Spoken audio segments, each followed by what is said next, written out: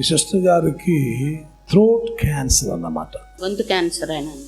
గొంతు క్యాన్సర్. దాన్ని డాక్టర్ గారికి చూపించుకున్నారు. వాళ్ళు ట్రీట్మెంట్ కూడా ఇచ్చారు సిస్టర్ గారికి. చాలా చాలా బాధపడ్డారు. వీరి బాధ చెప్పన సఖ్యం కానటువంటిది. ఖచ్చితంగా నా గొంతు దగ్గర చేపెట్టి మీరు ప్రార్థన చెయ్యాలి అంటారు. మొన్న ఎన్ని వారాల క్రితం సిస్టర్ గారు చెప్పింది రిపోర్ట్కి వెళ్తున్నా అని. మొన్న గురువారం పోయానండి. నేను మళ్ళా టెస్టింగ్ కోసం వెళ్తున్నాను, వెళ్ళమని నేనే చెప్పాను. మీరు వెళ్ళి క్యాన్సర్ ఉందో లేదో టెస్ట్ చేయించుకోమని చెప్పాను. గురువారం పోతే శుక్రవారం అపాయింట్మెంట్ ఇచ్చారు. నాకు 25,000 అవుతుందండి అని చెప్పారు మీరు మొదట. అయిందండి, ఇప్పుడైనా అయింది. అది బాడీ మొత్తం పెట్ స్కానింగ్ చేస్తారు.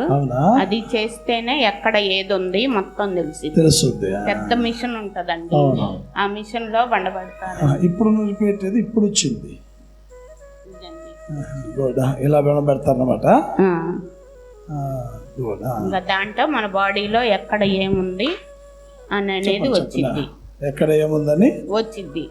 Very good. దేవుడి దయ వల్ల నాకు ఏమీ లేదు అని చెప్పారండి. Very good.